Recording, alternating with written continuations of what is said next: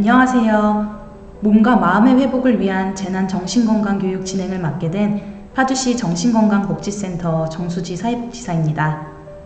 최근 몇 년 동안 기후변화, 도시화, 산업화 등의 여러 원인으로 재난의 규모와 빈도가 증가하고 있어 재난 상황에서의 정신건강 관리가 점점 더 중요해지고 있습니다. 이번 교육을 통해 재난 경험 후 발생할 수 있는 다양한 반응과 정신건강 문제를 살펴보고 예방과 치료를 위한 방법에 대해 살펴보겠습니다. 본격적으로 교육을 진행하기에 앞서 목차와 교육 목표를 말씀드리고 교육을 진행하도록 하겠습니다. 목차로는 저희 기관에 대한 소개, 재난의 이해, 심리적 반응 및 대처 방법, 재난과 관련된 정신건강 질환, 도움받을 수 있는 기관 순서대로 살펴보고자 합니다. 이 교육의 궁극적인 목적은 재난과 관련된 정신건강 문제를 이해할 수 있고 일상회복에 도움이 되는 대처 방법을 획득할 수 있다는 것입니다. 저희 파주시 정신건강복지센터는 파주 시민분들을 대상으로 정신건강 서비스를 제공하고 있으며 평일에 이용이 가능합니다. 센터를 이용하시려면 미리 전화를 주셔야 합니다. 지역마다 담당자가 있기 때문에 사전 연락 후 방문이 가능합니다. 홈페이지에 스트레스 검진 예약 후 내소하셔도 좋습니다. 저희 기관은 파주 시민의 건강하고 행복한 일상생활을 유지할 수 있도록 정신건강 서비스를 제공하고 있습니다. 센터는 조리분소, 운종분소, 문산분소 이렇게 3곳의 권역별로 운영 중이며 가까운 곳에서 상담 및 서비스를 제공받을 수 있습니다. 그럼 지금부터 재난 정신건강 교육을 시작하도록 하겠습니다. 재난이란 국민의 생명, 신체, 재산, 국가에 피해를 주거나 줄 수 있는 것으로 피해 지역이 생태학적, 사회심리학적으로 자신의 대처 능력을 초과한 상태를 말합니다. 앞으로 교육을 들으실 때 재난 경험자라는 단어가 자주 등장할 텐데요. 정의를 살펴보면 재난을 직접 경험한 당사자, 가족, 유가족, 목격자뿐 아니라 재난 상황의 구조, 복구, 봉사 등의 활동에 참여한 자를 뜻합니다. 재난 경험자는 1차에서 5차까지의 유형으로 분류됩니다. 1차는 재난으로 인해 직접적인 충격이나 손상을 받은 사람이며 2차는 1차 피해자의 가족이나 친인척 또는 가까운 지인을 말합니다. 3차는 재난 상황에 참여하였던 재난 업무 종사자들로 구조, 복구 작업에 참여한 소방관, 경찰관, 응급대원, 의사, 간호사, 사회복지사, 상담가, 성직자 등의 재난 지원 인력을 말하고 4차는 재난이 일어난 지역사회에 거주하는 주민을 뜻합니다. 마지막으로 5차는 매스컴이나 대중매체를 통하여 간접적인 심리적 스트레스를 겪는 사람으로 전 국민이 대상이 됩니다. 재난의 유형은 자연재난과 사회재난으로 구분됩니다. 자연재난은 자연현상으로 인해 발생되는 재해로 태풍, 홍수, 대설, 가뭄, 지진, 황사 등을 예로 들 수 있고 사회재난은 국가 또는 지자체 차원의 대처가 필요한 인명 또는 재산의 피해를 뜻하며 화재, 붕괴, 교통사고, 감염병 등이 해당됩니다. 이러한 재난을 경험했을 경우 겪을 수 있는 심리적인 영향입니다.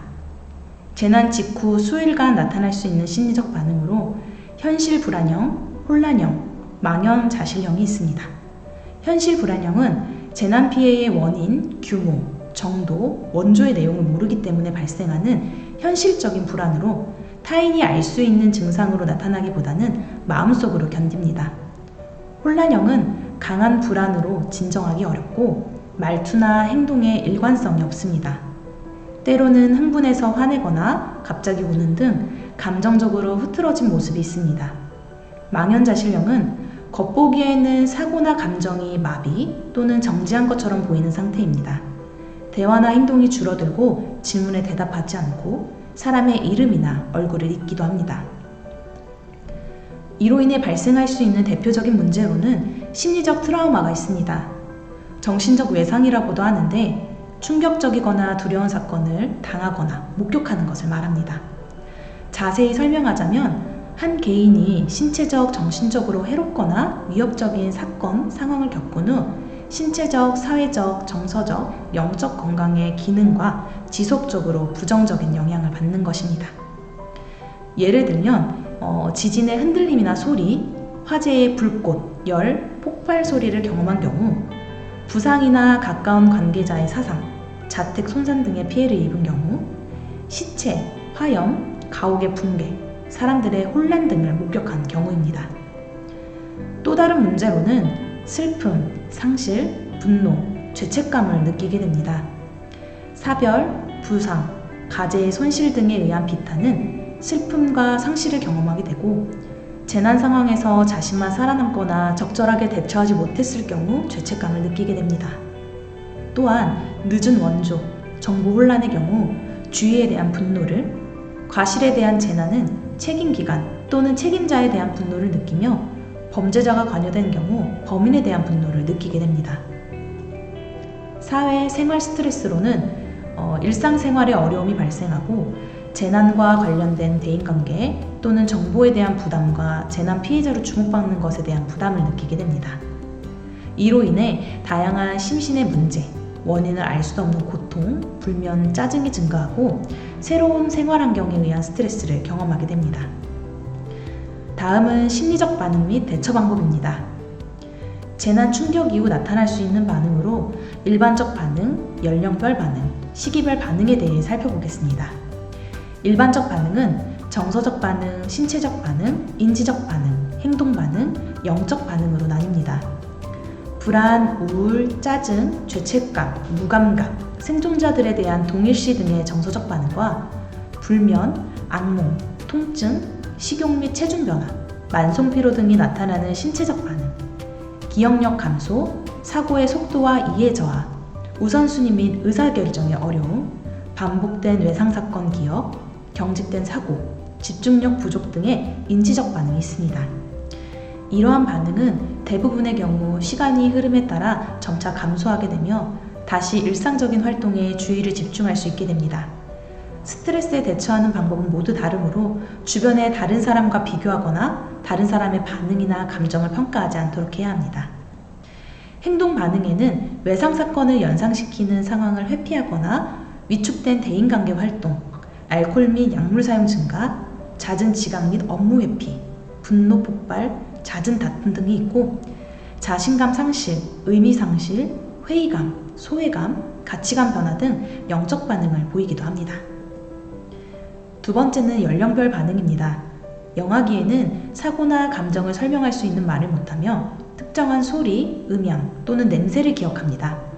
유아는 짜증을 내거나 평소보다 더 울거나 안아달라고 부채기 때문에 이 연령의 아이에게는 부모의 대처 방법이 가장 큰 영향을 미칩니다.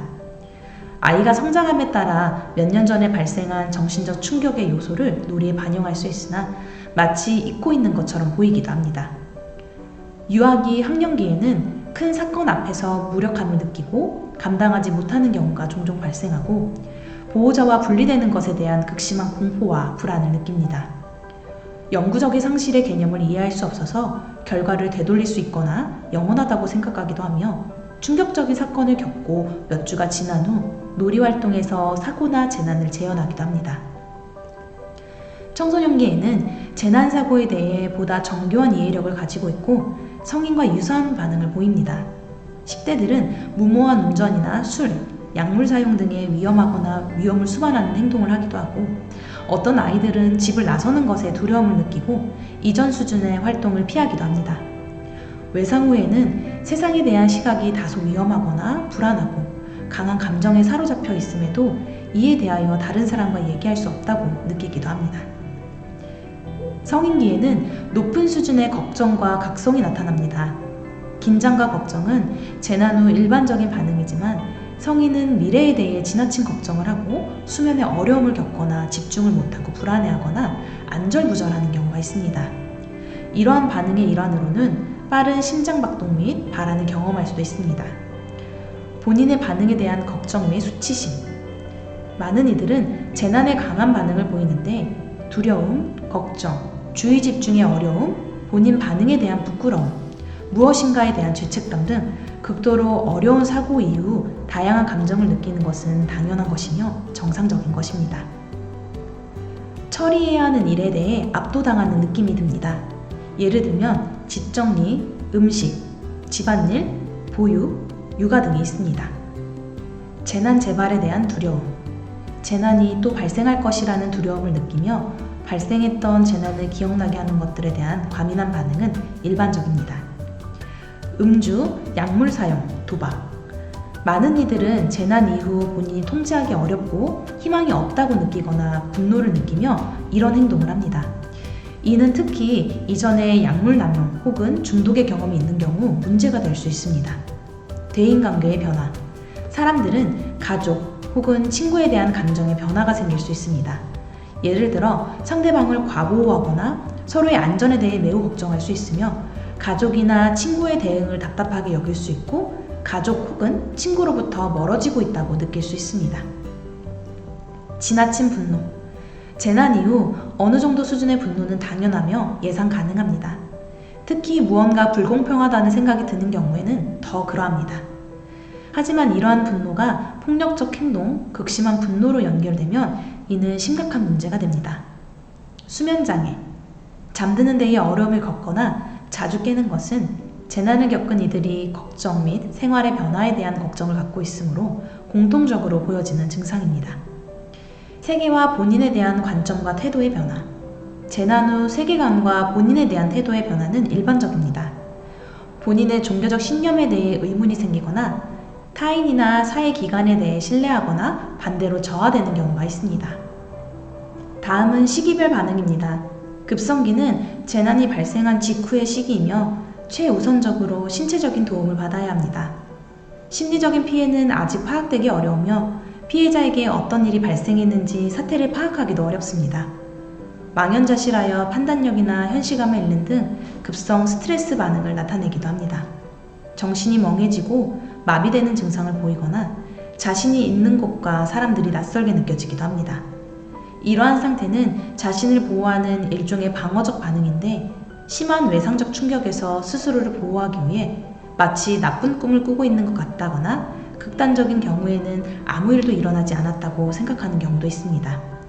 얼핏 생존자가 현저하게 침착한 행동을 하는 것처럼 보이기도 합니다. 단기적으로는 이런 억압, 부정, 격리가 자연스럽고 필요한 반응일 수 있지만 사람에 따라서는 지속되기도 하며 재난 경험을 극복하는 데 방해가 되기도 합니다. 다음은 아급성기입니다. 외상사건을 실감하게 되면 불안, 공포 반응이 나타나는데 이는 투쟁, 도피 반응에서 일어나는 정상적인 생물학적 반응입니다. 사고가 났다는 사실에 대해 극도로 무서워하면서도 불안해하고 또다시 사고를 당하지 않을까 두려워하며 사건 장면이 자꾸 떠오르거나 악몽을 꾸기도 합니다. 생존자들은 죽음에 대한 이미지를 수시로 경험하며 이는 깨어있을 때도 불시로 떠오르며 악몽으로 나타나기도 하고 플래시백으로 표현되기도 합니다. 이에 따른 공포와 불쾌감이 크기 때문에 사건을 연상시키는 장소나 사람 등 관련된 자극을 전부 피하고자 합니다. 작은 자극에도 소스라치게 놀라고 예민해져서 주위 사람들에게 화를 내는 일이 잦아지며 왜 하필 나한테 이런 일이 일어났을까? 라는 분노가 치밀어 오르기도 하는데 가족과 의료진에게 분노의 감정을 투사하기도 합니다. 애도 반응과 우울. 외상 후 스트레스 장애는 증상과 함께 가족이나 친구, 친지의 죽음 등 상실에 대한 반응으로 우울감 및 애도 반응이 나타나는 시기입니다. 기분이 가라앉고 아무것도 하고 싶지 않으며 잠도 오지 않고 식욕도 감소합니다.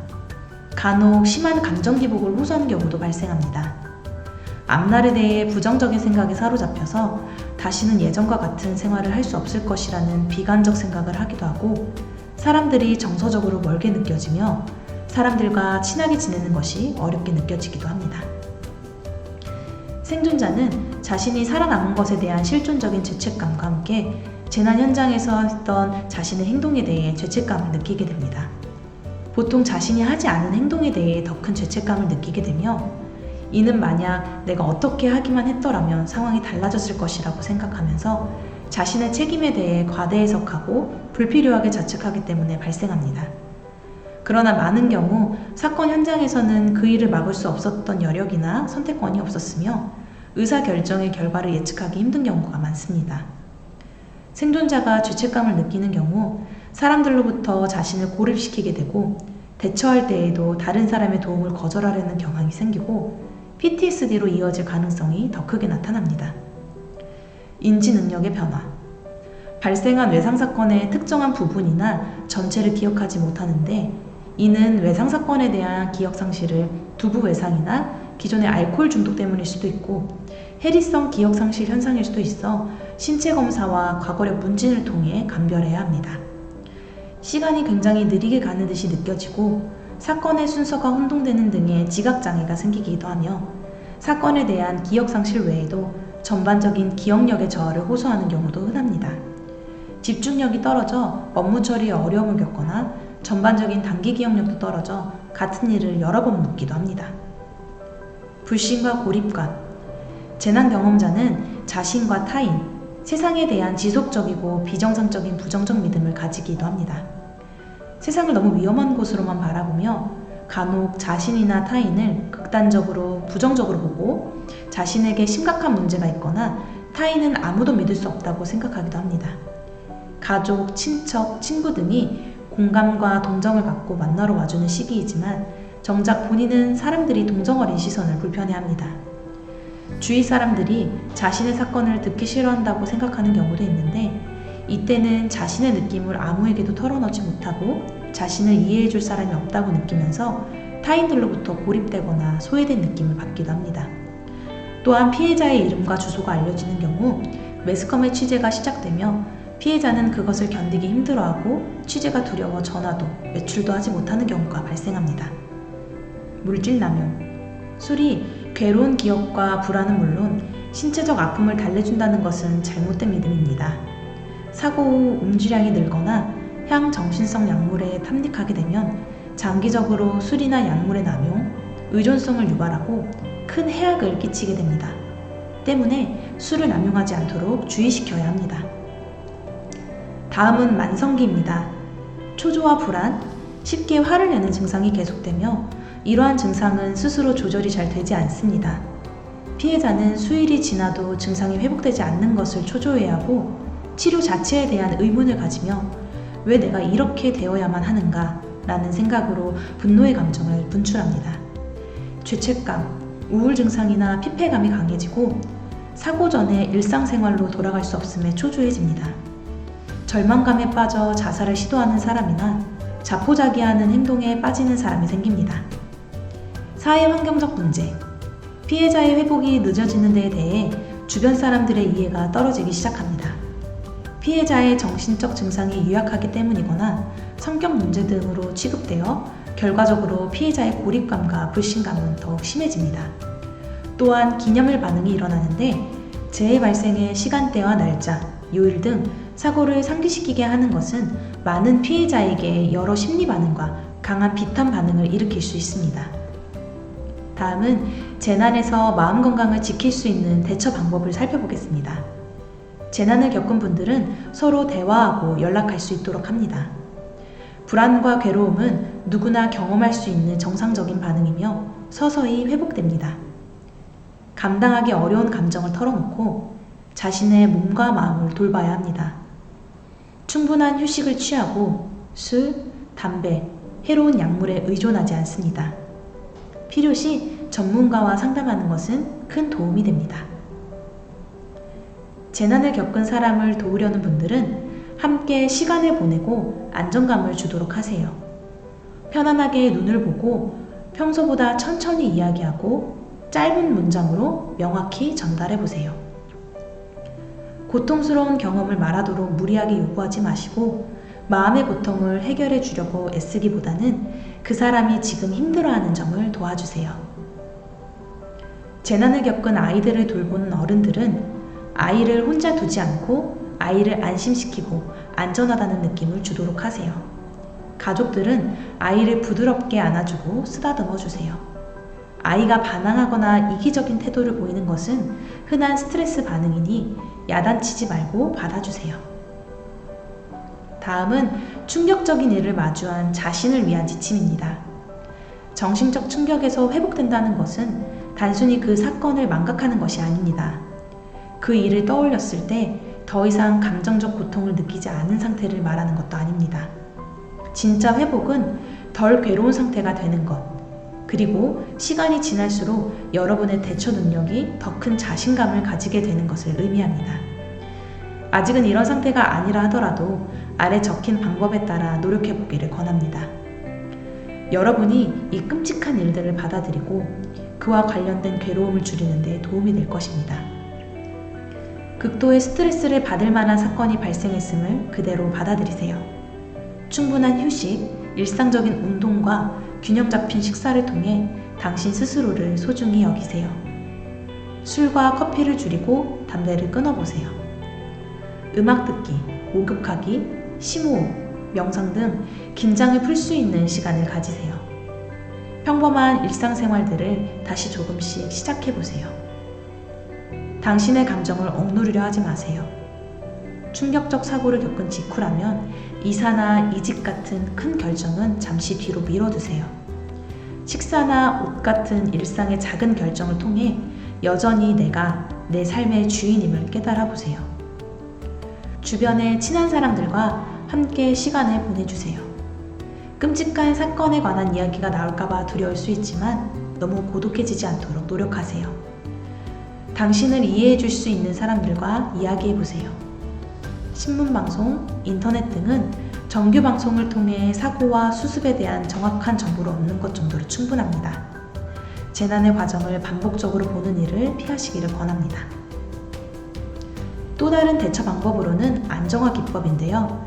심호흡, 복식호흡, 착지법, 나비포옹법으로 구성되어 있습니다. 심호흡입니다. 여러분이 긴장하게 되면 자신도 모르게 후 하고 한숨을 내쉬게 되는데 그것이 바로 심호흡입니다. 심호흡은 숨을 코로 들이마시고 입으로 후 하고 소리를 내면서 풍선을 불듯이 천천히 끝까지 내쉽니다. 가슴에서 숨이 빠져나가는 느낌에 집중하면서 천천히 내쉬도록 합니다. 복식호흡은 숨을 들이쉬면서 아랫배가 풍선처럼 부풀어 오르게 하고 숨을 내쉴 때 꺼지게 하는 동작입니다. 이때는 코로만 숨을 쉬세요. 천천히 깊게 숨을 아랫배까지 내려보낸다고 상상해보세요. 천천히 일정하게 숨을 들이쉬고 내쉬면서 아랫배가 묵직해지는 느낌에 집중해보세요. 착지법은 땅에 발을 딛고 있는 것을 느끼면서 지금 여기로 돌아오는 겁니다. 발바닥을 바닥에 붙이고 발이 땅에 닿아 있는 느낌에 집중하세요. 발 뒤꿈치를 들었다가 쿵 내려놓으세요. 그리고 발 뒤꿈치에 지그시 힘을 주면서 단단한 바닥을 느껴보세요. 나비포옹법은 갑자기 긴장되어 가슴이 두근대거나 괴로운 장면이 떠오를 때 그것이 빨리 지나가게끔 자신의 몸을 좌우로 두드려주고 셀프 토닥토닥 하면서 스스로 안심시켜주는 방법입니다. 두 팔을 가슴 위에 교차시킨 상태에서 양측 팔뚝에 양손을 두고 나비가 날갯짓 하듯이 좌우를 번갈아 가면서 살짝살짝 15번 정도 두드리면 됩니다. 다음은 재난을 경험한 후 발생할 수 있는 정신건강 질환에 대해 살펴보겠습니다. 외상 후 스트레스 장애는 극심한 스트레스 외상 경험 후 발생하는 심리적 반응으로 사회적, 직업적 영역에서 고통과 손상을 초래합니다. 사고에 대한 불안과 긴장이 가시지 않아 작은 소리에도 놀라는 극도의 예민한 상태와 이와는 정반대로 무기력한 상태가 번갈아가며 나타나는 외상 후 스트레스를 경험하게 됩니다. 주요 우울장애는 의욕저하 및 우울감이 주요 증상으로 나타나며 자신의 생활에 지장을 줄 만큼 우울감이 지속되면서 동시에 신체적, 정신적, 행동적 변화가 수반된다면 이는 우울증에 해당할 확률이 높습니다. 우울증은 누구나 한 번쯤 알아봤고 누구에게나 찾아올 수 있다고 해서 마음의 감기라고 불리기도 했습니다. 개인이 취약해서 비롯되는 개인의 약점이나 잘못이 아니며 방치되어서는 안 되는 반드시 치료해야 될 질병입니다. 불안이나 공포는 스트레스 상황에서는 누구나 경험할 수 있는 정상 반응이며 불안이나 공포를 경험했다고 꼭 병적인 상태로 볼 수는 없습니다. 불안과 공포를 경험하면서 미리 대비를 하거나 위험에 빠르게 대처할 수 있으며 스트레스에 적응하게 된다는 점에서 자기방어 기전이라고 할 수 있습니다. 하지만 스트레스 상황에서 불안, 공포에 압도되어 대처가 불가능하거나 과도한 불안, 공포 반응으로 인해서 일상생활이나 업무 수행에 지장이 생긴다면 병적인 상태라고 할 수 있습니다. 급성 스트레스 장애는 심각한 스트레스로 인해 사회생활에 제약이 발생하는 것을 뜻하며 신체적, 감정적 문제로 이어지게 됩니다. 재난으로 인해 생활 패턴이 깨지고 일상에 불안정이 발생하며 재난 관련 정보에 대한 불안감이 증가할 수 있습니다. 이러한 상황은 스트레스를 유발하며 일시적인 현상일 수 있고 지속적일 수도 있습니다. 수면 장애는 수면의 질 저하, 불규칙한 수면 리듬을 경험하고 충분한 수면을 취하고 있음에도 각성 상태가 유지되는 경우도 있습니다. 국제 수면장애 분류에서는 수면장애를 크게 불면증, 수면호흡장애, 수면과다증, 수면각성주기의 장애, 사건수면 등의 범주로 나눕니다. 각 범주마다 세부 수면질환이 포함되며 세부 질환에 따라 원인과 자연경과, 의학적 심각성 등이 다르므로 적절한 의학적 평가와 치료가 반드시 필요합니다. 물질 사용 장애는 고통이나 손상을 일으키는 문제적인 물질을 지속적으로 사용하는 것을 뜻하며 금단, 내성, 갈망감이 포함된 행동과 신체 증상을 동반하기도 합니다. 앞서 살펴본 정신건강 질환을 미리 예방하고 치료하는 방법에 대해 살펴보겠습니다. 전문가 상담, 약물치료, 정신치료, 입원치료가 있는데 전문가 상담은 지역사회 정신건강복지센터의 개입을 통해 상담 및 검진, 전문의 면담, 치료 연계 등 적절한 치료적 지원을 받을 수 있습니다. 약물치료는 가장 기본이 되는 치료법입니다. 정신건강의학과 전문의와의 진료를 통해 필요시 약물치료를 진행할 수 있습니다. 정신치료는 환자의 전반적인 문제를 정신과 전문의와 상담하면서 현재를 부딪히고 있는 여러 문제를 해결하는 치료를 말합니다. 정신과 전문의는 환자의 경험, 생각, 느낌을 이해하고 공감적인 관계를 바탕으로 환자의 왜곡된 생각을 교정하는 데 도움을 줍니다.